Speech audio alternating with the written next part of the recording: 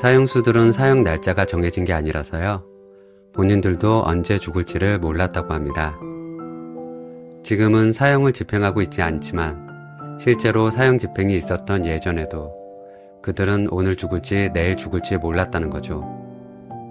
그러니 그들의 하루하루가 얼마나 공포스러웠을까요? 사람은 모두 언제 죽을지 모른다는 점에서 저자는 우리 모두가 사형수와 같다고 말합니다. 갑작스러운 일로 내일 무슨 일이 일어날지 모르기에, 뜻하지 않은 사고로 내일이 없을 수도 있기에 바로 지금을 언제나 전부인 것처럼 살아야 한다고 말이죠. 이 이야기를 듣고 저는 나름대로 이런 생각이 들더라고요. 사람은 언제 죽을지 모르니 하루하루를 충실히 살아가야 하는데 저는 죽음을 너무 두려워하며 살지는 않았나 하는 생각이요. 혹시라도 병에 걸리면 어쩌나, 아무 이상이 없는데도 건강검진을 받으러 가는 날에는 괜스레 긴장을 하고 오지도 않은 미래에 대한 걱정들로 오늘을 망치고 내가 꼭 언제 죽을지 모르는 교도소에 갇힌 사형수처럼 하루하루를 고통 속에 살고 있는 게 아닌가 하는 생각이요. 지나간 과거와 오지 않은 미래에 대한 걱정을 없애는 게 쉽지는 않습니다. 완벽하지 않아도 괜찮고 가끔 불안해도 괜찮지만 지금 이 순간만큼은 나에게 주어진 선물처럼 소중하게 살아내고 싶다는 마음이 듭니다. 숲으로 가는 길입니다. 안녕하세요. 반갑습니다. 오늘 소개할 책은요. 인생 공식, 저자 양순자 선생님입니다. 교도소 교화위원으로 사형수들을 상담하며 겪은 이야기와 삶의 고민과 가족 갈등, 나이듦, 봉사 같은 인생의 주제들을 이야기하고 있고요. 저자가 생전에 펴낸 인생 9단을 재탄생시켜 출간되었습니다. 암투병 끝에 삶을 담담히 정리하고 생을 마감한 양순자 선생님이 지금 살아계셨다면 나이가 85세쯤 되셨을 겁니다. 제 목소리가 할머니 목소리는 아니지만 그래도 마음씨 좋은 할머니가 하는 이야기라고 생각하고 들으시면 좋을 것 같습니다. 그럼 인생 공식 들어가 보겠습니다. 사람은 정말 한 번은 행복해야 한다. 물론 오래 행복하면 좋겠지만 평생을 불행하게 살아온 사람도 한 번은 행복해야 한다고 생각해. 태어날 때부터 불행 속에서만 살았다고 해도 단 한 번, 단 한순간만이라도 행복할 때도 있다는 느낌을 주고 싶은 거야. 김성만이 오누이도 이런 경우였어. 시퍼렇게 얼어있던 군사독재 시절에 유학생 간첩단 사건이라는 게 있었어. 그때 미국에서 유학하고 있던 성만이도 이 사건에 얽혀서 사형 선고를 받았어. 무슨 큰 죄를 지었어도 사형수가 되면 억울한 게 있고 분통이 터지는데 조작된 게 뻔한 일로 사형 선고를 받았으니 그 심정이야 말로 다 못하지. 성만이를 처음 만난 건 그 친구가 서울구치소에서 하루하루 피말리는 심정으로 집행 날짜만 기다리고 있을 때였어. 알다시피 사형수는 집행 날짜가 정해진 게 아니라서 본인도 언제 죽을지 몰라. 면회인 줄 알고 나갔다가 그대로 사형 집행장으로 갈 수도 있거든. 그러니 하루하루 피가 마를 수밖에. 그러고 있는데 미국에서 공부하고 있던 여동생이 면회를 왔어. 마냥 국내에 있을 수 없으니까 이제 마지막으로 오빠를 본다는 심정으로 온 거야. 그런데 참 기가 찰 노릇인 게 면회 시간이 고작 15분이라는 거야. 여동생이 언제 죽을지도 모르는 오빠 얼굴 마지막으로 한번 보겠다고 11시간을 날아왔는데 15분이라는 게 말이 되냐고. 거기다가 면회라는 게 그래. 다들 영화에서 봐서 많이 알겠지만 철저하고 유리벽으로 막혀 있잖아. 그 너머로 오누이가 얼굴만 쳐다보고 손 한번 못 잡아보고 마지막 만남을 갖는다는 게 말이나 돼?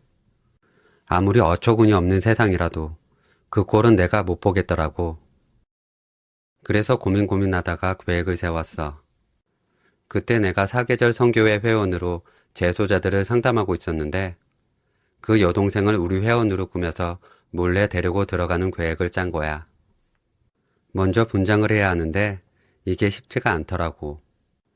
성계의 회원들보다 10년은 더 어리니까 의심받지 않으려면 나이가 좀 들어 보이게 해야 했거든.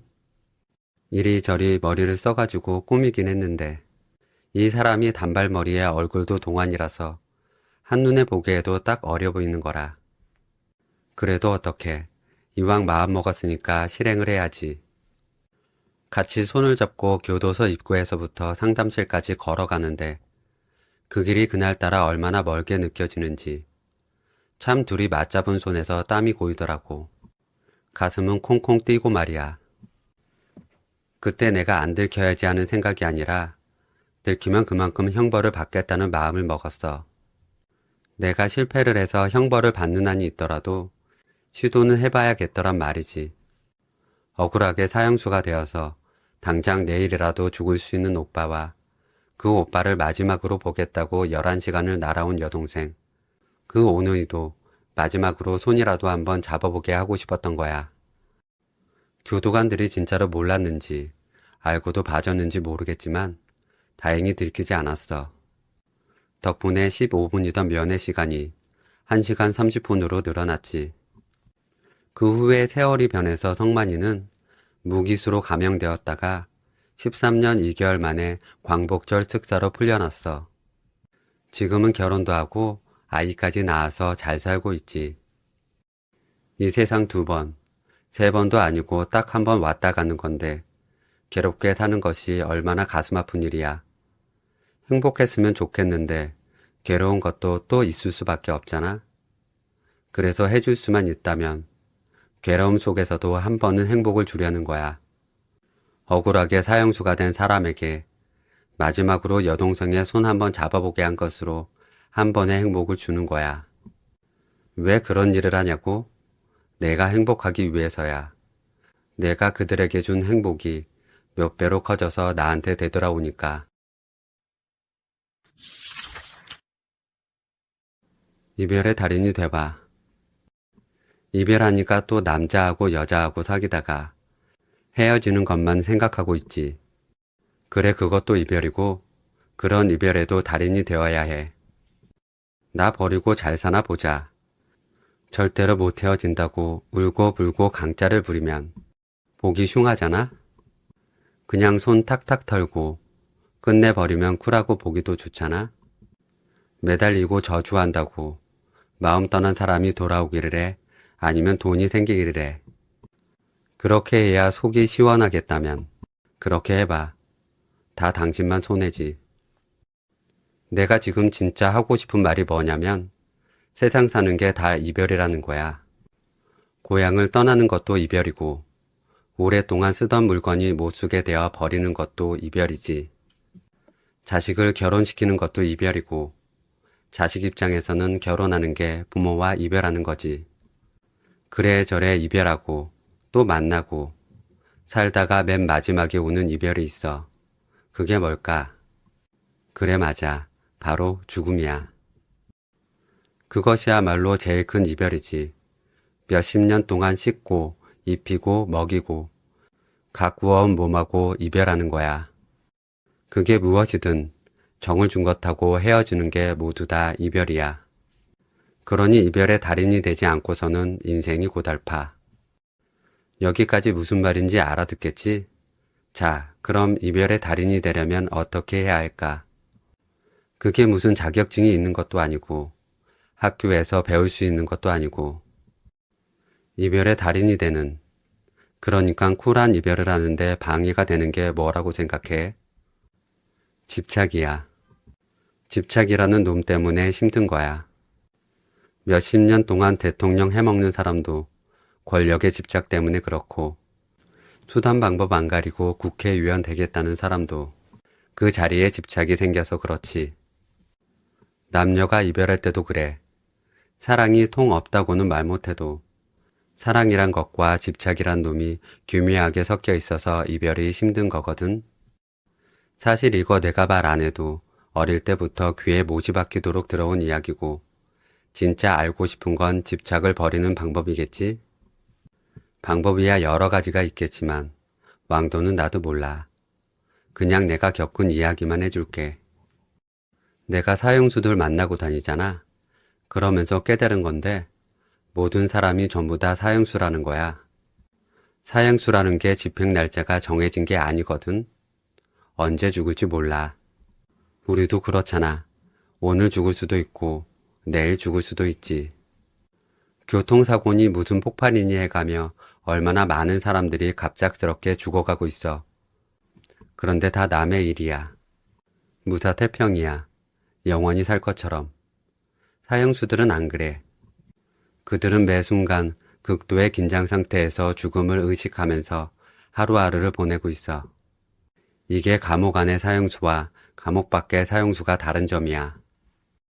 나는 감옥 밖의 사람인데 오랜 세월을 사형수들하고 가까이 지내다 보니까 그들의 삶을 뼛속 깊이 이해하게 되어버렸어. 어느 날 갑자기 쿵 하고 깨달은 게 아니라 안개 위에 옷 젖듯이 조금씩 그렇게 한 10년이 지났을까? 내 머릿속에 이런 말이 박혀 있더라고.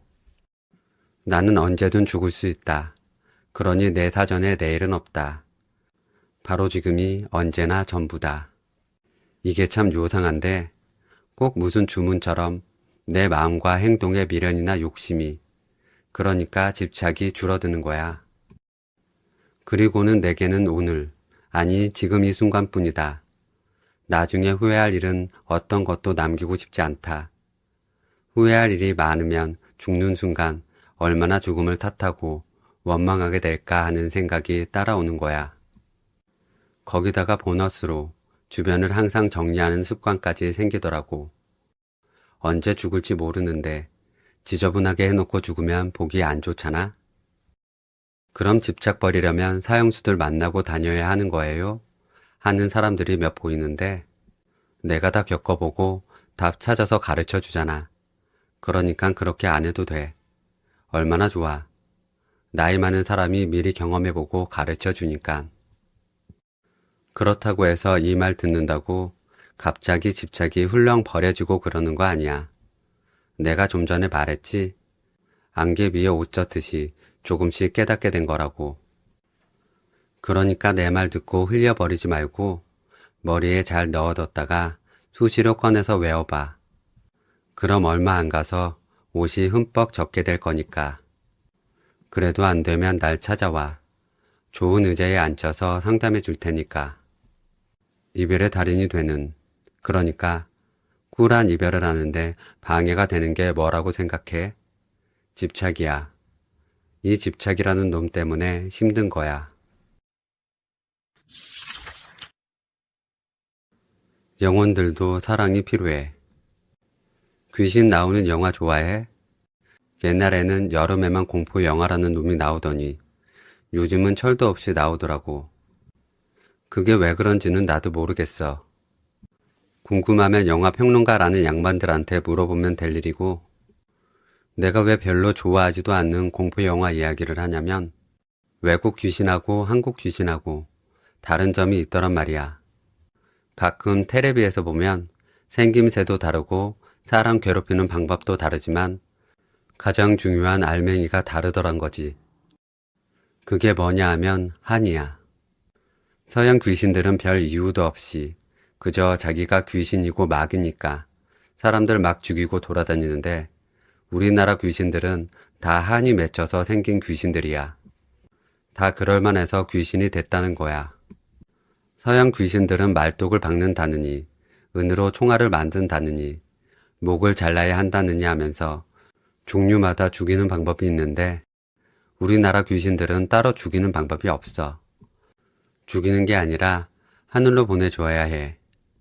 그 보내주는 방법이 억울한 사연을 들어주고 한을 풀어주는 거고, 장화 홍련도 그렇고 입을 뒤집어 쓰고 보던 전설의 고향도 그렇고, 머리 풀고 피 흘리면서 나타났다가 한만 풀어주면 깨끗하게 단장하고 나타나서 한 풀어준 사람한테 인사하고 하늘로 가잖아. 사람이 죽어서 그 영혼이 하늘로 못 가고 이승을 떠돌면 그게 귀신. 그러니까 원혼이 되는 건데 그것 때문에 극락으로 잘 가라고 천도제를 지내는 거거든. 49제도 그 천도제 중 하나고 말이야. 어쨌거나 특별히 억울하게 죽지 않아도 행여나 한이 있을까 싶어 49제는 지내주는 집안이 많아. 그런데 억울하게 죽거나 갑자기 죽었을 경우에는 꼭 천도제를 지내줘야 한다는 게 내 생각이야. 왜냐하면 그렇게 죽은 영혼들은 몹시 나쁜 에너지가 돼가지고 떠돌아다니게 되는 거라. 한마디로 원혼이 되는 거지. 그건 살아있는 우리한테도 절대 득이 될 게 없잖아. 자, 이쯤 되면 슬슬 시비가 걸고 싶어지지? 과학적으로 그게 말이 되냐는 것부터 시작해서 할머니가 귀신을 보긴 했느냐? 요즘 세상이 어떤 세상인데 귀신 타령이냐? 심하면 할머니가 무당이냐? 이렇게 말이야. 자, 그럼 이렇게 이야기해보자. 안 믿는 사람들은 내가 귀신 데리고 와서 눈앞에서 보여줘도 무슨 속임수네 어쩌네 하면서 안 믿을 거잖아. 그리고 과학적 하는데 그 잘난 과학이란 놈이 귀신이 없다는 걸 증명했어? 귀신이 있다는 증명 말고 없다는 증명 말이야. 아직 있는지 없는지 모르는 거잖아. 그러니까 귀신 이야기한다고 너무 눈썹 치켜 세우지 말란 말이야. 내가 귀신을 받들어 모시자는 것도 아니고 또 이걸로 사기치려는 것도 아니니까. 이해했다고 치고 계속해보자. 이 이야기도 해야 하나 좀 망설였는데 하고 싶은 이야기를 제대로 하려니까 할 수밖에 없었어. 내가 천도제를 2번 지내봤는데 그게 한 번은 박한상이 부모였고 또 한 번은 유영철이한테 희생당한 분들이었어. 유영철이는 알아도 박한상은 하도 오래된 일이라 기억이 잘 안 날 거야. 미국에서 호화 유학생활하다가 자기 부모 죽이고 불지른 놈이야. 내가 그놈 상담한 인연으로 그 부모의 천도제도 지내주게 된 거지. 애지중지하던 자식한테 목숨을 잃었으니까 그 한이 얼마나 많겠어.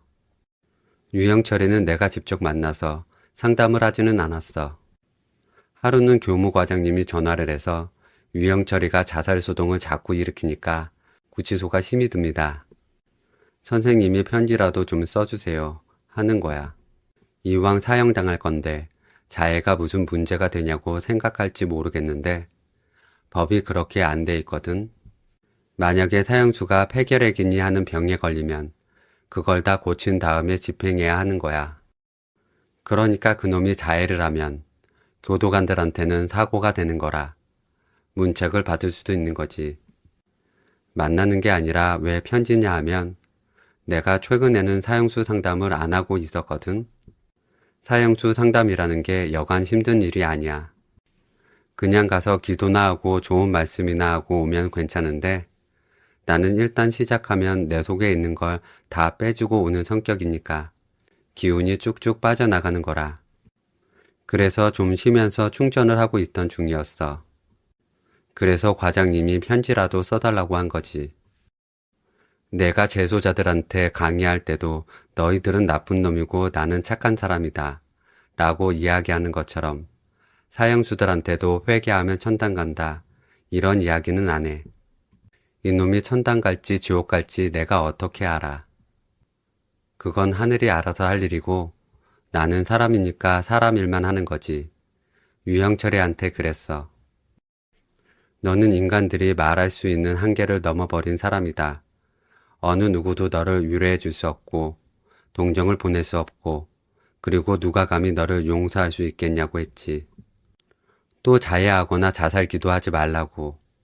너는 너 스스로 죽을 자유도 없는 몸이라고 대놓고 이야기해버렸어. 교도관들한테 피해 주니까 또 죄 짓는 거라고 했지. 말투는 말할 것도 없이 반말로 썼고. 그래 놓고 100%다 좋은 사람도 100%다 나쁜 사람도 없으니까 누구나 마음속에 선한 불꽃의 씨앗은 있으니까 그걸 찾아보라고 했어. 그 양심의 불씨를 다 태워도 내가 지은 죄값 다 갚지는 못하겠지만 그래도 이 생에서 지은 악의 매듭을 조금이라도 풀고 가라고 그랬지. 내가 이렇게 해라 저렇게 하지 마라 이렇게 한 거는 편지라서 그렇게 한 거야. 바로바로 말을 주고받을 수 없으니까 빨리 한꺼번에 써줘야 하잖아. 그런데 직접 만나서 상담할 때는 이렇게 안 해. 아까도 이야기했다시피 나는 사람의 일만 하는데 그게 삶에 대한 미련을 떨쳐버리게 하는 거야. 다 떨쳐버릴 수는 없지만 조금이라도 적게 맺혀 있어야 조금이라도 더 편하게 갈 수 있는 거잖아. 그래서 너를 천당, 극락에 보내주려고 온 게 아니라 내 말을 들어주러 왔다고 그래. 1시간이 면회 시간이면 내가 이야기하는 시간은 20분도 안 돼. 기도, 설교 이런 거 안 하는 거야. 교도소에 있는 사람이 얼마나 답답하겠어. 그러니까 여태까지 살면서 맺혀있던 거 나한테 다 풀어보라고 하는 거야. 그러면서 천천히 내가 유영철이한테 썼던 내용을 이야기해 주는 거야. 당연히 내 경험도 들어가고 말이야. 그렇게 몇 년씩 이야기를 들어주다 보면 조금씩 달라지는 게 느껴져. 내가 묻어준 사형수들이 얼마나 편하게 갔는지는 알 수 없지만 그래도 조금은 편안하게 갔을 거라고 생각해. 하여간 편지하고 답장받은 인연 때문에 유영철이 해코지한 사람들 천도제도 하게 된 거야. 죽은 분들이 나하고 아무 상관없지만 그래도 내가 해야겠다고 생각이 들더라고.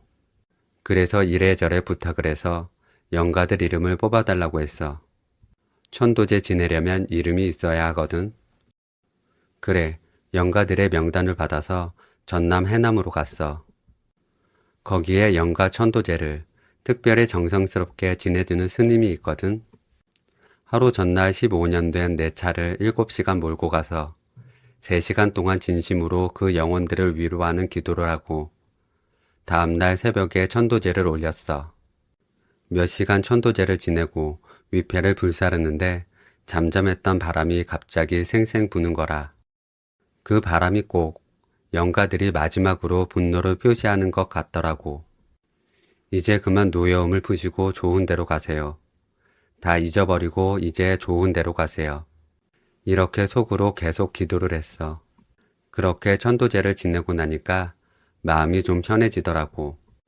우연일 수도 있겠지만 바람도 좀 잦아들고 말이야. 도대체 이해가 안 되는 할머니라고 할지도 모르겠어. 자기하고 아무 인연이 없는 사람들을 위해서 자기 돈, 자기 시간 써가면서 뭐 하는 짓이냐고 말이야. 그래, 특별한 일이긴 하지. 그런데 내가 특이한 일을 하려고 하는 게 아니라 내 마음이 가는 대로 움직이니까 더러 특이한 일도 하게 되는 거라. 전부 다 이런 일을 하라는 게 아니라 나 말고도 어딘가에서 나 같은 일을 하는 사람들이 있겠지. 그러니까 이런 일 못한다고 크게 부담 가질 거 없어. 다만 이건 생각해 봐야 할 거야. 유영철이가 나쁜 놈인 건 확실하고 이번 사건은 거의 다 그놈 책임이지만 오롯이 그놈 책임만은 아니라는 거야. 왜 원혼들이 생기겠어? 살아있을 때 억울한 일을 당해서 그런 거잖아? 죽은 다음에 원한이 생긴 게 아니라 살아있을 때 혹은 죽는 순간에 원한이 맺히는 거잖아? 그러니까 이런 일에 대한 책임은 다들 조금씩 나눠 가져야 한다는 거야. 억울한 죽음을 모두 없앨 수는 없겠지. 하지만 내 작은 행동 하나가 엄청난 결과를 부를 수도 있다는 말이야. 그게 좋은 행동이든 나쁜 행동이든 말이야. 내가 이야기하고 싶은 건 이거야. 죽은 사람도 사랑이 필요한데 산 사람은 오죽하겠냐 그 말이야. 사랑이란 게 남녀 사이에만, 가족 사이에만 필요한 건 아니야. 밥을 못 먹으면 당장 배가 고프지만 사랑을 못 먹으면 하루하루 한이 쌓이는 거야. 그렇게 차곡차곡 쌓인 한이 아무것도 아닌 일에 한꺼번에 폭발할 수도 있단 말이지. 핀잔 줬다고 죽이는 것도, 좀 느려봤다고 사람 패는 것도 다 이것 때문이야.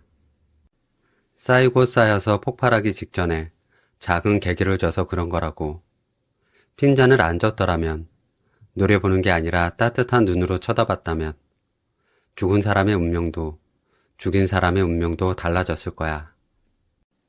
모든 사람을 다 가족처럼, 연인처럼 사랑하라는 이야기가 아니야. 그러면 좋겠지만 그건 10단 이상만 가능한 거니까 너무 욕심내지 말자고. 식당 종업원이 실수로 국물을 좀 쏟아도 한번 웃어주고 누가 내 발을 밟아도 한번 웃어주고 그게 다 사랑이야. 그 한 번의 웃음이 맺혀있던 하나를 풀어주는 거라니까. 내 깜냥 아닌 사랑까지는 넘볼 것도 없고 지금 당신 속에서 할 일 없이 빈둥거리는 사랑. 그놈 엉덩이를 툭툭 쳐서 세상에 한번 내보내란 말이야. 당신의 행복 지수가 세상의 행복 지수보다 먼저 올라갈 테니까. 웃음 한 번으로, 친절한 말 한마디로, 따뜻한 눈길 한 번으로 누군가의 마음에 맺힌 원한을 조금이라도 씻어줄 수 있다면 한번 해볼 만하지 않아? 그것도 빈둥거리는 사랑을 내보내서 하는 거라면 말이야.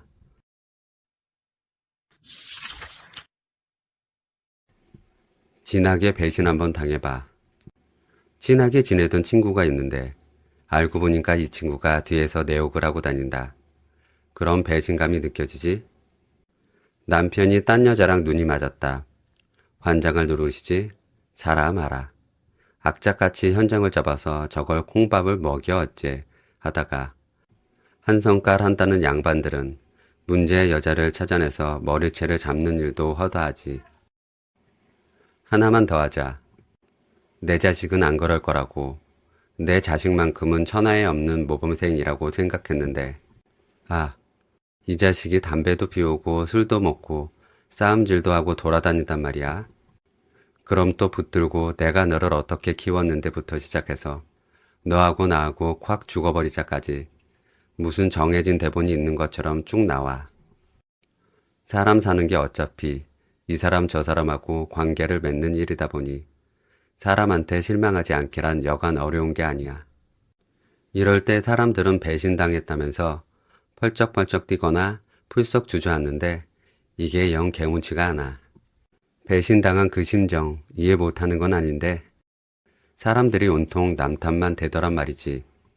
그저 상대는 죽일 놈이고 자기는 그럴 수 없이 순수한 피해자야. 그런데 진짜 순수해? 한 점 부끄럼도 없냐는 말이야. 내가 지금 무슨 성인군자처럼 아무리 남이 너를 등쳐먹어도 절대로 원망하지 말라거나 오른쪽 밤을 때리거든 왼쪽 밤도 내밀어라. 뭐 이런 말을 하려는 게 아니야. 우리가 서로 순수한 관계니 어쩌니 해도 속으로는 다 계산을 대고 있단 말이야. 계산하면 또 돈 계산만 하고 있는데 돈 계산만 계산이 아니야. 대개 사람들이 제 것은 요모조모 아낀다고 이것은 이렇게 아끼고 저것은 또 저렇게 아끼고 그런 깍쟁이 같은 심정으로 무슨 놈의 상대방 마음이 열리냐 그 말이야. 예를 들면 우리가 장난감을 둘이 갖고 와서 놀기로 했는데 자기 장난감은 좋다고 자꾸 뒤에다 놔두고 내 장난감만 갖고 놀라고 그러는 거하고 똑같아. 놀려고 왔으면 같이 이야기하려고 왔으면 아낌없이 내놓고 이야기를 해야 마음이 열리고 진심이 통하는 거야. 내가 지난번에 교무장님 부탁받고 유영철을 편지 상담했을 때도 제일 먼저 내 인생에 가장 외로웠던 순간을 이야기했어. 이혼을 하고 딸아이 둘의 손을 잡고 집을 나섰을 때 망망대해에 혼자 선 기분이었거든. 나는 유영철 그 녀석도 마찬가지라고 생각했어. 그 녀석이 엄청난 범죄를 저지른 살인범이긴 하지만 인간이잖아. 얼마나 고독하겠어. 세상에 내 말을 믿어주는 사람 하나 없이 망망대해에 서 있는 기분 아니냐 하고 물은 거지. 이렇게 먼저 내 속을 열어 보여주니까 그 녀석도 마음을 열고 대한 거야. 내가 무슨 말 하려는지 알겠어? 배신이니 뭐하니 하기 전에 내 진심을 확 열어놓고 보여주자는 말이야. 내 상처를 먼저 보여주란 말이야. 친구들을 만났으면 내 이야기를 해야지. 자식 이야기, 남편 이야기 하면서 헛세월 보내서야 되겠어? 그렇게 내 속을 다 보여준 다음에 그 다음에 배신이니 뭐니 그런 말을 하자는 거야. 배신이 뭐야? 믿음을 저버리는 거잖아. 어떤 사람을 믿는다는 건 내 속에 있는 무슨 이야기든 할 수 있고 해놓고 불안해하지 않아야 하잖아. 그런데 그렇게 하지도 않고 배신은 무슨 배신이냐고. 그럼 이렇게 말할 수 있겠지. 진짜 마음을 열고 아낌없이 줬는데 상대가 배신을 하면 어떻게 하냐고. 그 상처를 어떻게 하냐고. 맞는 말이야. 상처가 생기지. 여기서 우리는 흔히 말하는 선택의 기로에 놓이는 거야. 첫째는 적당히 주고 적당한 관계 유지하면서 있어도 그만 없어도 그만인 사람들 만나면서 스스로도 있어도 그만 없어도 그만인 사람이 되는 게 있어. 둘째는 내 진심을 드러내놓고 진심이 통하는 관계를 만들어 가다가 어쩌다 배신을 당하는 것. 사실 이럴 때 배신당하면 하는 놈이 나쁜 놈이지 진심을 준 사람이 바보가 되거나 그런 건 아니야. 나는 두 번째를 선택했고 그렇게 살아오고 있어. 그렇잖아. 사람이 자기가 관계 맺고 있는 사람한테 있어도 그만 없어도 그만인 게 얼마나 슬픈 일이야. 차라리 어쩌다가 배신을 당하는 한이 있어도 내가 저 사람한테 소중한 사람이고 저 사람이 나한테 소중한 사람인 게 훨씬 좋지 않아? 할머니가 배신 한 번도 안 당해봐서 그런다고 할지 모르겠는데 나도 배신 당해봤어. 의지할 곳 없는 아이 보살펴주다가 집 털린 적도 있어. 처음에는 참 당황스럽다가 이런 생각이 들 때 내가 그놈 잡는다고 물건 돌려받을 수 있는 것도 아니고 그냥 잊어버리자 했지. 배신한 놈 미워하니까 내가 너무 힘들어서 안 되겠더라고. 그래서 잊어버리기로 했어. 순전히 나를 위해서 말이야. 그런데 언젠가 재소자들 강의하다가 이 이야기를 했더니 앞에 앉은 재소자 한 명이 딱 그러는 거야. 그 아이가 오죽하면 그랬겠냐고 말이야. 그때 깨달아서 생각을 바꿨어. 오죽하면 그랬겠냐고. 그 친구가 맹언을 한 거지. 아, 그리고 한 가지 빼먹은 이야기가 있어. 한마터면 그냥 지나갈 뻔했는데 돈 떼이는 것 중에서 한 번 큰 돈 벌겠다고 빌려줬다가 사기 당하는 거 말이야. 보통 이런 거는 또 아는 사람인 경우가 많지 않아? 그런 거는 절대로 배신이라고 하면 안 돼. 입 밖에도 꺼내지 마. 그게 무슨 배신이야. 자기가 노력한 것보다 더 많이 가지려고 하다가 그렇게 된 건데 그걸 배신이라고 하면 웃기지. 그건 이야기거리도 안 되고 어디 가서 이야기해봐야 뒤에서 욕먹기 딱 좋으니까 내가 내 발등 찍었어 하고 가만히 있는 게 좋아. 노력한 만큼 벌겠다고 생각하는 게 최고야. 그게 바로 돈에 대한 진심이니까 잘들 생각해보라고. 자물쇠 꽁꽁 잠그고 열쇠 꼭 쥐고 있으면 배신당할 일 없을 거야. 그런데 그렇게 사는 거 답답하고 서글프지 않아? 있어도 그만 없어도 그만인 사람이 되는 거 슬프지 않냐고. 문이란 문은 모두 다 활짝 열어봐. 봄바람 같은 사람의 정이 불어올 테니까. 완성품을 보려고 하지 마. 내가 봉사활동 같은 걸 오래 하고 있으니까 이렇게 묻는 사람들이 있어. 원래부터 이타심이 많으셨던가 봐요. 봉사는 타고난 무슨 인재 같은 게 있는 사람이나 하는 거지. 자기처럼 타고나지 않은 사람은 하고 싶어도 못한다는 말이지. 한두 번으로 끝났으면 그걸로 그만인데 이런 질문을 하는 사람들이 덜어 있어. 그래서 이런 사람들 마음에 대해 찬찬히 생각해 봤어. 왜 이런 질문을 할까 하고 말이야.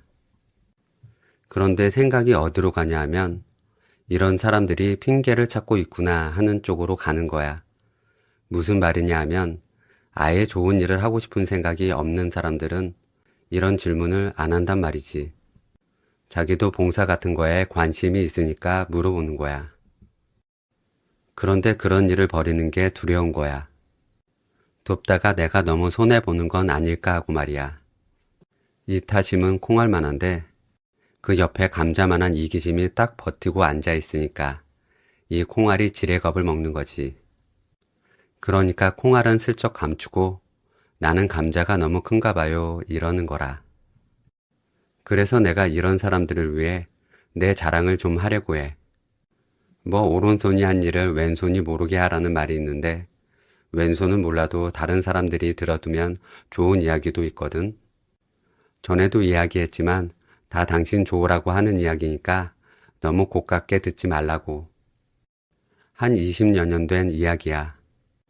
내가 주로 서울구치소에서 재소자들 상담하고 강의도 하고 있는데 하다 보니까 여기저기 가야 할 때가 생기더라고. 그래서 전국의 교도소를 많이 돌아다녔어. 그러다 보니까 나는 그들을 몰라도 그들은 나를 알아서 출소한 다음에 찾아오는 사람들이 생기는 거라. 재소자들 상대하는 분들은 대부분 목사나 스님들인데 내가 목사도 스님도 아니고 종교를 가져라 마라 하지도 않으니까 좀 편하게 생각했나 봐. 그렇게 찾아온 친구들 중에 광주 교도소에서 출소한 박아무개라는 아이가 있었어. 이름도 기억은 나지만 본명을 밝힐 수는 없으니까 그냥 아무개라고 부르자고. 그때 나이가 27살인가 그랬으니까 지금은 50살쯤 먹었겠네. 아무튼 이 아무개가 만나고 싶다고 해서 만났는데 입고 있는 잠바가 쪼글쪼글한 게 막 출소를 한 모양이야. 형 받고 교도소 들어갈 때 사회에서 입었던 옷은 그대로 접어서 보관해뒀다가 출소할 때 돌려주거든. 그 녀석이 5년형 살고 나왔는데 5년 동안 접어두었던 잠바를 입고 있으니 옷에 잡힌 주름이 얼마나 구깃구깃하겠냐고. 나를 찾아왔으니까 필요한 게 있을 테고 도움받는 입장에서 이것 내놓으쇼 저것 내놓으쇼 하기 힘드니까 슬슬 상황을 물어봤지. 필요한 걸 알아야 도움을 줄 수 있잖아. 봉사랍시고 한다는 사람 중에는 자기가 주고 싶은 것만 주는 사람이 있는데 이런 건 차도 한복판에서 울고 있는 아이한테 사탕 주고 가고 물에 빠진 사람한테 보따리 던져주는 꼴이야. 그래 놓고 좋은 일 했네 하고 자기 만족에 들떠서 자랑하고 다니는 거야. 뒤에서 사탕 던지고 보따리 가라앉는 줄도 모르고 말이야. 그 친구한테 차근차근 물어보니까 대답이 나오는 거라. 가족이라곤 형이 하나 있는데 5년 동안 면회를 한 번도 안 왔대. 혼자나 마찬가지지. 그래서 어제 어디서 잤냐고 물었더니 서울역 근처 여관에서 잤다고 하는데 말이 그렇지 노숙을 한 거야. 그래서 오늘은 어디서 잘 거냐고 물으니까 대답을 못하는 게 가만 놔두면 오늘도 노숙을 하게 생겼어. 밥도 안 먹었다고 해서 일단 밥부터 먹였어. 밥을 먹으면서 감옥 가기 전에는 뭘 했냐고 물으니까 이발사였대. 그럼 일단 먹는 거 자는 거 해결하라면 이발소에 취직을 시켜야겠구나 생각했어. 5년을 감옥에 있으면서 이발 가위는 안 만져봤겠지만 아무리 생각해도 그 방법밖에 없을 것 같아. 이발소에 취직하라면 이발 재료상에 가서 소개받는 게 가장 빠른데 이발 재료상이라는 데가 재료만 파는 게 아니라 인력 소개하는 일도 했던 모양이야. 아무튼 이 녀석은 한시가 급하잖아. 그래서 영등포 어디 아는 재료상이 있다고 해서 우선 거길 찾아가 보기로 했는데 행색이 말이 아닌 거야. 쪼글쪼글한 옷을 입고 가는 사람한테 누가 좋은 일자리를 주겠냐고. 그래서 옷부터 사러 가자고 했어. 내가 자주 가는 옷가게에 가서 깔끔하게 한 벌 사서 입혔어. 옷이 날개라고 제법 말쑥한 모양이 나오더라고. 그 다음에 재료상으로 데리고 갔지. 가서 물어보니까 안양 어디에서 급하게 사람을 구한대. 남편이 이발소를 하다가 죽었대. 아주머니가 그걸 계속해야 먹고 사니까 이발사 하나를 급히 구한다는 거야. 지금 안양이야 서울과 크게 다를 바 없지만 그때 안양은 시골과 마찬가지였어. 지금도 그러는지는 모르겠는데 이발소는 취직할 때 자기 기구를 다 사가지고 들어가야 한다네. 그래서 가윈이 가온이니 하는 이발 기구들을 샀어. 물론 돈은 내가 다 냈지. 내가 이 녀석 만나러 갈 때 아무래도 돈이 필요할 것 같아서 좀 가지고 갔거든. 옷 한 벌 깔끔하게 사 입히고 이발 기구 다 사고 나니까 돈이 거의 다 떨어져 가더라고. 그래도 안양 가기 전에 밥은 먹어야겠더라고. 저녁 먹기 좀 이른 시간이었지만 왔다 갔다 했으니까 배도 고플 거고 또 거기 가서 다행히 취직이 된다 해도 첫날부터 밥 달라고 하기 그러니까 그래서 갈비탕 집에 들어갔는데 돈 계산을 딱 대보니 한 사람 먹을 돈밖에 없는 거라. 잔돈까지 탈탈 털면 나도 먹을 수 있는데 그건 또 쓸 데가 있으니까 그 녀석 먹으라고 갈비탕 한 그릇만 시켰지. 나는 집에 가면 밥이 있으니까. 나머지 돈은 뭐 했었냐고? 토큰을 샀어. 밥이야 이발소에서 준다고 쳐도 어디 움직이려면 토큰이 있어야 하니까 말이야. 10개를 사서 8개는 그 녀석 주고 2개만 내 주머니에 넣었지. 같이 안양으로 가면서 그냥 갈 수는 없잖아. 미리 면접 훈련을 시켜야 하는데 그 훈련이 거짓말 연습이었어. 뭐냐면 절대로 교도소에서 나왔다는 소리 하지 말라고 한 거야. 나중에 알게 되면 할 수 없지만 처음부터 그런 말 털어놓으면 안 받아주니까 말이야. 혹시라도 실력 없다고 타박해도 원래 실력이 없다고 해야지. 교도소에 가 있는 5년 동안 이발기구 안 잡아봐서 그렇다고 하진 말라고 한 거야. 내가 교화하고 선도하는 사람인데 너 붙잡고 거짓말하라고 한다고 웃을지 몰라도 지금 너 빨리 먹는 것, 자는 것이 해결돼야 범죄 생각이 안 날 테니까. 거짓말을 해서라도 빨리 취직을 해야 한다. 거짓말을 하는 게 낫지 죄 짓는 게 낫겠냐고 했어. 그리고 취직이 돼서 이발 손님 받게 되면 머리는 절대 짧게 깎지 말고 조금만 깎으라고 당부도 했어. 손님이 아주 시원하게 쳐주세요 하고 따로 부탁하는 경우 빼놓고는 조심조심 조금씩만 깎으면 실력 없단 소린 안 듣는다고 신신당부했지. 내 훈련이 약발이 받았는지 다행히 거기 안양 이발소 아주머니가 이 녀석을 받아줬어.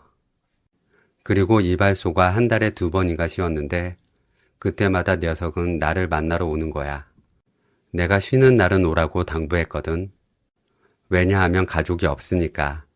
갈 데도 없고 어영부영 돌아다니다가 괜히 사고 칠까봐. 녀석이 오면 우리 동네 칼국수 집에서 칼국수 먹으면서 이런저런 이야기를 하고는 돌려보냈지. 그렇게 한 3개월 지나더니 띄엄띄엄 오기 시작해. 그러더니 6개월 지나서 연락이 없는 거야. 걱정이 되잖아? 이런 녀석들은 항상 불규칙 반동이 일어나는 애들이라서 언제 무슨 사건이 생길지 모르니까. 그래서 안양 이발소에 전화를 해보았더니 며칠 전에 나갔다는 거야. 근처 어디에 있는 아가씨하고 눈이 맞아서 도망을 갔대. 도망까지 간 걸 보니까 두 사람 사이에 무슨 사정이 있었나 봐. 그런데 이발 기구들은 두고 갔고 가보를 해갔는데 한 10만 원 정도 된다네. 그런데 그 주인이 하는 말이 그때 아주머니가 그 녀석 데리고 오셨을 때 내가 그 녀석 보고 쓴 게 아니라 아주머니 보고 쓴 거예요 하는 거야. 아이고 이거 이 아주머니한테 피해줘서는 안 되겠다 생각에 내가 한 달 후에 이발소에 들려서 그 녀석이 값을 한 돈 갚을 테니까 녀석이 두고 간 이발 도구나 잘 좀 챙겨달라고 했어. 그리고 꼭 한 달 후에 약속한 시간에 안양 이발소에 갔어. 가니까 아주머니가 깜짝 놀라는 거야. 그 녀석 가족도 친척도 아닌 사람이 일부러 안양까지 들려서 돈 갚아주고 가니까 아주머니가 싸준 이발기구와 가운을 가지고 돌아와서 녀석과 자주 가던 동네 칼국수집에 맡겨뒀어. 그리고 한 일주일쯤 지나서 녀석한테 연락이 온 거야. 그런데 나는 아무 말도 안 했어. 내가 너한테 그렇게 호의를 베풀었는데 너는 왜 그렇게 배신을 하냐? 뭐 그런 얘기는 하지 않았어. 왜냐고? 할 필요 없으니까. 그냥 이렇게 말했어. 이제 무소식이 시소식이라고 여길 테니까 나한테 굳이 연락 안 해도 된다. 내가 너한테 해줄 수 있는 것은 이제 끝난 것 같다. 그래 놓고 내가 이랬어. 그래도 이놈아 이발 도구는 챙겨가야지. 그래야 밥 벌어먹고 살아가지. 알다시피 그게 내 녀석 생명줄 아니냐. 우리 가던 칼국수 집에 맡겨놨으니까 찾아가. 그리고 너 이발소에 빚진 거 없어. 내가 가서 다 갚았어. 그러니 그 집에서 벗어나 새로운 곳에서 새롭게 시작해. 너 이제 거리낄 것 없으니까 어디 가서든 당당하게 살아. 그 뒤로 녀석은 칼국수 집에 들러 이발 도구 다 찾아갔어. 내 부탁대로 나한테 더 연락은 안 하고 어디 지방 같은 데 내려가서 이발하면서 살고 있으려니 생각해. 어때? 내 얘기 시시해?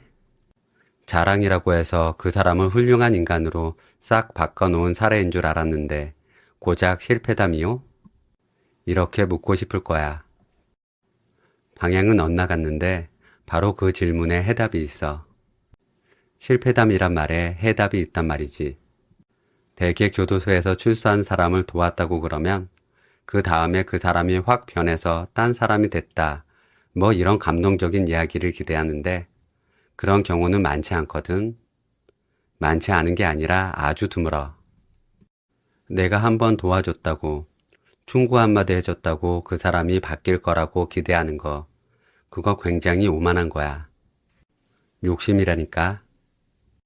예수님, 부처님 말씀을 직접 들은 사람 중에도 나쁜 짓 하는 사람이 있었는데 우리가 뭐 그렇게 대단하다고 봉사 한 번에 그 사람이 바뀌길 기대하느냐 말이야. 그 사람이 확 변할 거라고, 그러니까 완성품이 될 거라는 기대는 애초부터 접어야 하는 거야. 그래야 봉사하는 게 편해진다니까. 왜 옛날에 유행했던 노래 중에 인생은 미완성이라는 것도 있잖아. 그 노래처럼 봉사는 미완성, 남 돕는 일은 미완성, 좋은 일은 미완성, 이런 생각을 가슴속에 넣고 봉사를 시작하면 되는 거야. 내가 도와줘서 끝에 어떻게 될지 그거 보겠다고 생각하지 말고 그저 물에 빠진 사람 손 한 번 잡아주고 차도 한복판에서 울고 있는 아이 인도에 갖다 내려놓는다고 생각하면 돼. 물에 빠진 사람 보따리까지 찾아주고 차도에서 우는 아이 부모님까지 찾아주면 좋겠지만 그렇게 완벽하게 하는 건 사람의 능력에서 벗어나는 일이잖아. 그러니 응급조치만 해주자는 거지. 한번 시작했으면 끝을 봐야 한다고 우기는 사람들이 있는데 그런 사람들은 대체로 오래 못 가. 내가 남 좀 도와봤는데 안 되는 인간은 정말 안 된다는 둥. 사람이 정말 싫다는 둥. 그런 뒷소리나 하고 다니기 십상이지. 아까 내가 이발사 녀석더러 앞으로는 연락하지 말라고 했다고. 차갑고 매정한 사람이라고 생각했을 수도 있어. 그런데 그 선을 넘어가면 쉽게 지치게 돼. 그러니까 거기서 끝내고 또 새로운 에너지로 다른 응급조치를 하는 거야. 나는 그 녀석이 가장 절실한 순간에 손을 잡아줬어. 그러면 그뿐이야. 한번 손을 잡았다고 계속 잡아줘야 할 이유는 없다는 거야. 그렇게 해놓고 또 다른 절실한 손을 잡으러 나서는 게 내 봉사 방식이야. 물론 10년 넘게 상담한 사람도 있지. 그런 경우는 그 사람을 대할 때 지치지 않으니까 계속한 거야. 치고 빠지는 공식이긴 한데 무조건 치고 빠지라는 게 아니라 내 에너지를 봐가면서 하는 거란 말이야. 이게 내가 오랫동안 봉사를 할 수 있었던 비결이야. 완성품을 보겠다는 욕심만 버리면 몸도 마음도 가볍게 봉사를 할 수 있단 말이지. 어때? 아직도 봉사하는 게 부담스럽게 느껴져? 봉사한답시고 배 아픈 사람한테 두통약 주는 짓은 하지 말자고. 이왕 봉사라고 할 거면 저쪽에서 진짜로 필요로 하는 걸 주는 게 좋잖아? 필요한 걸 무조건 다 줘야 하는 것도 아니야. 그게 나한테 있으면 주는 거고 없으면 또 그뿐인 거라. 내가 저 사람한테 끝까지 책임져야 한다는 오만을 버리면 봉사를 시작하는 마음이 한결 가벼워질 거야. 네, 여기까지 읽어봤고요. 남들을 도우면서 행복을 느끼고 마음을 나누면서 인생의 깊이를 배웠다고 합니다. 그렇게 함께 울고 웃으며 살아낸 시간이 같이 하니 행복했다 합니다. 누구나 언젠가는 나이 들고 떠나고 또 남기고 가죠. 그 인생 속에서 무엇을 버리고 무엇을 지키며 살아갈지 한 번쯤 조용히 돌아보는 시간이 되셨길 바랍니다. 구독과 좋아요 부탁드리고요. 오늘 영상 끝까지 함께 해주셔서 감사합니다.